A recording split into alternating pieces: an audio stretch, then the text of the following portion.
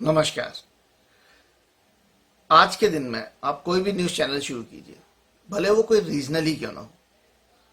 जैसे ही आप news channel शुरू करते हैं, कोरोना का एक नया धमाका सुनाई पड़ता है कि आज इतने इतने कोरोना के नए पेशेंट मिले। अनफॉर्चुनेटली इतने इतने लोगों ने कोरोना की वजह से अपनी जान दे दी। माँ कसम, अगर 2-4 दिन आप इन न्यूज़ चैनलों के साथ अपने घर में बंद रह गए ना, तो आपको यकीन हो जाएगा कि कोरोना सारी दुनिया खा गया है। और क्योंकि आप घर में अकेले बंद रहे, इसलिए आप इस पृथ्वी पर बचने वाले इकलौते इंसान हैं। अब जब घर से बाहर आप निकलोगे ना, तो आपको वो पुरानी फिल्मों की उस आत्मा की तरह की फीलिंग होगी जो मोमबत्ती लेकर निकलती थी और गाती थी, कहीं दीप जले कहीं दिल जरा आकर। चलिए, मजाक एक तरफ, थोड़ा प्रैक्टिकल होकर इस बीमारी के बारे में बात कीजिए। एक बात बताइए, क्या इस कोरोना से पहले इस दुनिया में कोई बीमारी, कोई दूसरा वायरस या कोई महामारी नहीं आई थी जिसने हमारी मानव जाति को ऐसी चुनौती दी थी? क्या उस महामारी ने, उस वायरस ने मानव जाति को समाप्त कर दिया था? नहीं ना। अरे तब तो हमारे साइंस ने भी इतनी तरक्की नहीं की थी जितनी आज कर रखी है। और तब अगर वो महामारी हमारा कुछ नहीं बिगाड़ पाई, तो कोरोना साला हमारा क्या बिगाड़ लेगा? इसकी तो औकात ही नहीं है कुछ बिगाड़ लेने की। WHO जैसी मानवीय संस्थाओं ने भी इस बात को कबूल किया है, माना है उन्होंने, कि 30 से 40% जो आबादी है उसे कोरोना कब होकर चला गया इस बात की खबर तक नहीं हो पाती है। मतलब कोरोना से ये 30 से 40% आबादी तो बची रहेगी। अब उसके बाद जो आबादी है उसमें भी करीब 80 से 90% जो मरीज इस कोरोना के होंगे, वो माइल्ड टू मॉडरेट स्टेज, यानी कि सर्दी, खांसी, जुकाम, एलर्जी, इन जैसी मामूली बीमारियों का ट्रीटमेंट करके उन लोगों को बचाया जा सकता है। अब उसके बाद जो 10-15% की आबादी बचती है, उन लोगों को भी, मैक्सिमम लोगों को उनमें से भी हमारे जानकार डॉक्टर ऑक्सीजन, वेंटिलेटर जैसी सुविधाएं प्रोवाइड कर कर बहुत से लोगों को बचा लेते हैं। तो इस कोरोना से मरे कितने? हाँ, किस बात का हुआ बना रखा है ये? सिर्फ नंबर गेम्स है, नंबर गेम। अगर नंबर गेम की भी बात करूं ना, तो हमारे मुंबई के ही बहुत सीनियर डॉक्टर ने, उन्होंने मार्च में ही ये बात का दावा कर दिया था कि कोरोना हमारा बहुत कुछ खास बिगाड़ नहीं सकता। उससे ज्यादा आज की तारीख में भी लोग पेट की बीमारी और भूखमरी से मर रहे हैं इस देश में, और ये आंकड़ा आज भी बदला नहीं है। तो किस बात का कोरोना का हुआ बना रखा है भाई? हाँ, आप लोगों को मेरी बात सही नहीं लग रही होगी, क्योंकि सरकार ने जो कोरोना से संबंधित स्टेप्स उठाए थे वो गलत तो नहीं हो सकते। मैं मानता हूं इस बात को, पूरी तरह से एग्री करता हूं आपसे। लेकिन वो तब की बात है जब हम लोग स्वयं भुक्तभोगी नहीं थे, हमने इस कोरोना को झेला नहीं था। तब दुनिया ने जो कहा हमने माना, लॉकडाउन किया, बाकी सारी चीजें की। पर अब तो हम 3-4 महीने से खुद इस कोरोना को झेल रहे हैं, उसे टैकल कर रहे हैं। फिर अब भी इस डर के माहौल को कम करने की कोशिश क्यों नहीं की जा रही है? हमारे सीनियर डॉक्टर्स, बहुत से सीनियर डॉक्टर्स जो इन दिनों कोरोना के मरीजों का लगातार इलाज कर रहे हैं, वो भी अपने अपने सोशल मीडिया अकाउंट्स पर आकर लोगों को ये एडवाइस कर रहे हैं कि अगर आपको कोरोना के इनिशियल सिम्टम्स दिखाई देते हैं तो उसका कोविड टेस्ट वगैरह करने के पीछे मत भागिए। पहले उस बीमारी का, उन इनिशियल सिम्टम्स का, यानी सर्दी, खांसी, जुकाम, बुखार, एलर्जी, इन सब का अपने यहां पर अवेलेबल लोकल डॉक्टर से इलाज करवाइए, क्योंकि ये मामूली तकलीफें हैं जिन्हें हर डॉक्टर ट्रीट करना जानता है। तो जब इस बीमारी का इनिशियल स्टेज पर ही दमन किया जा सकता है, इसे मार के भगाया जा सकता है, तो फिर किस बात का इतना बड़ा हवा बना रखा है भाई? क्यों ये बेसिक जानकारी सरकार जनता तक उस तरह से नहीं पहुंचा रही है जिस तरह से इस कोरोना को हवा बनाने के लिए इस मीडिया का इस्तेमाल किया गया था? और क्यों इस मीडिया को यह जिम्मेदारी नहीं सौंपी जा रही है कि ये बेसिक जानकारी वो लोगों तक पहुंचाए और इस डर के माहौल को कम करे? अगर ये नहीं होगा तो कोरोना तो हुआ है ही। प्रैक्टिकल बात की जाए ना, तो आज की तारीख में सरकार कितने भी कोविड वार्ड, क्या अस्पताल के अस्पताल भी खड़े कर देना, तब भी इसका इलाज नहीं कर सकती। क्योंकि हम इटली नहीं है 7 करोड़ वाले, हम इंडिया है, भारत, हिंदुस्तान 135 करोड़ वाले। क्या कर लेगी सरकार? कितने अस्पताल बना लेगी? और अगर वही हम जनता को जागरूक कर देते हैं तो ये जो कोरोना का हवा है ना, ये कुछ ही दिनों में जागरूक जनता के सामने चूहा नजर आने लगेगा। अरे स्वाइन फ्लू तो हवा में फैलता था, हवा के द्वारा फैलाया जाता था। क्या ये कोरोना हवा से फैलता है?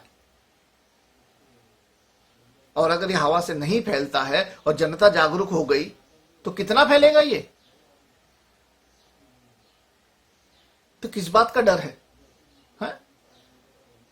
और दूसरी एक कड़वी सच्चाई में आप जनता से भी कहना चाहता हूं कि आपके जान की रक्षा करना सिर्फ सरकार की जिम्मेदारी नहीं है।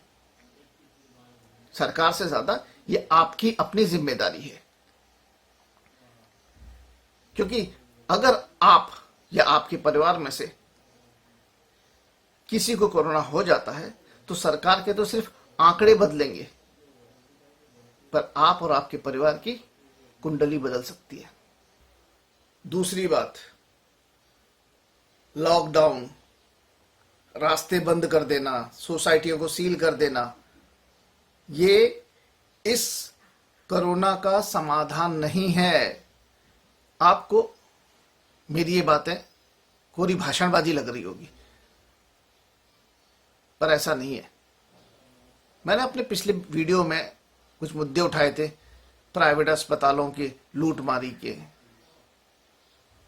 इस कोरोना की महामारी का हुआ बनाने की, इलाज की बजाय डर बेचे जाने के।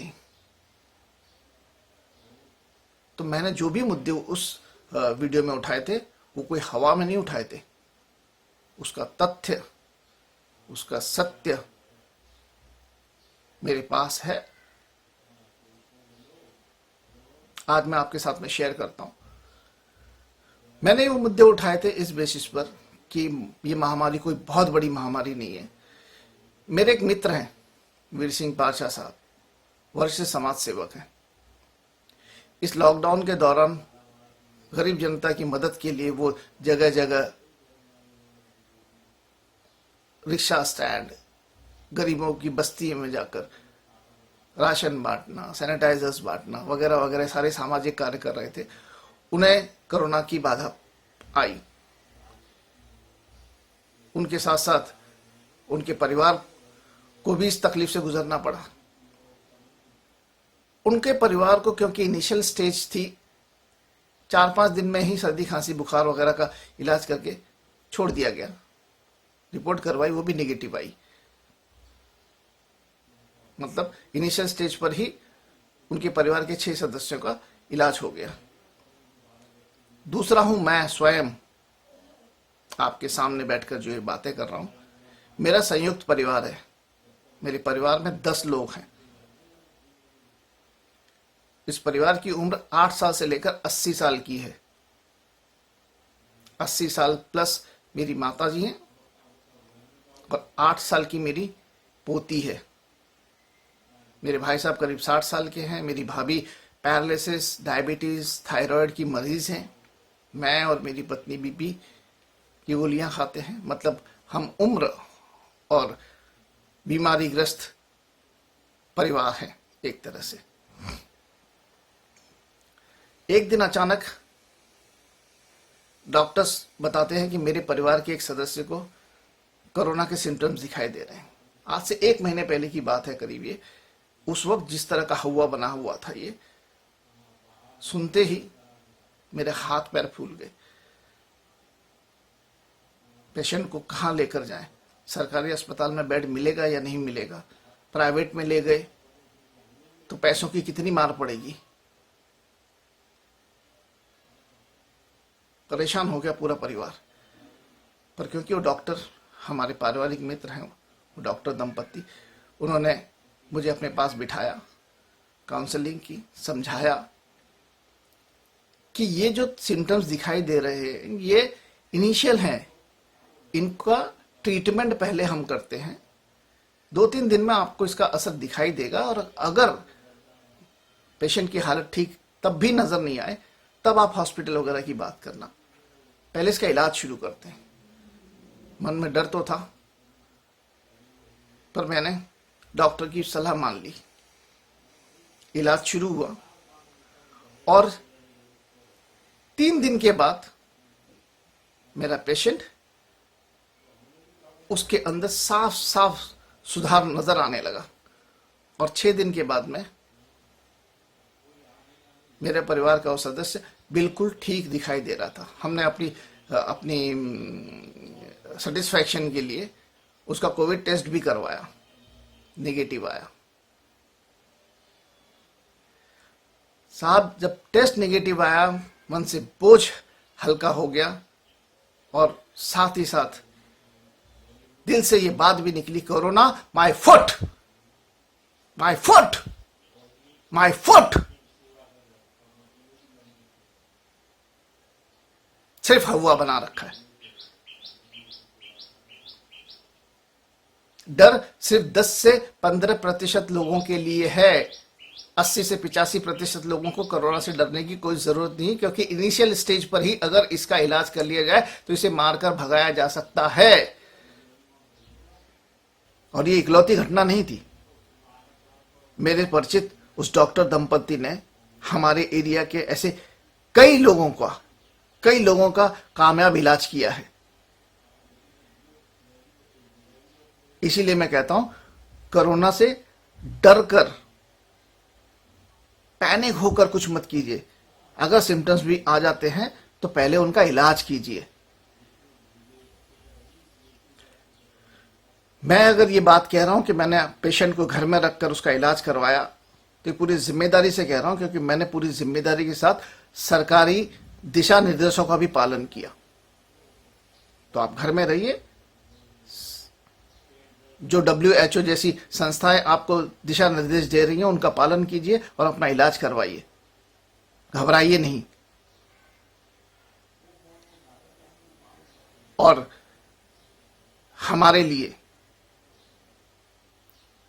जो कोरोना योद्धा अपनी जान पर खेलकर दिन और रात हमारी सेवा में लगे हैं, उनका सम्मान भी होना चाहिए। और जो लोकल डॉक्टर आपको काउंसलिंग कर जैसे मेरे डॉक्टर दंपति दोस्त ने किया, इस तरह से आपको काउंसलिंग कर आपको भरोसा दिलाकर आपको मानसिक आर्थिक परेशानियों से बचा रहे, उनका तो सम्मान होना ही चाहिए। अब तो करो सम्मान उनका, अब तो करो सम्मान, और पूरे दिल से कहो, कोरोना तू हवा नहीं है, तू एक बीमारी है, तेरा इलाज भी मुमकिन है। जय हिंद।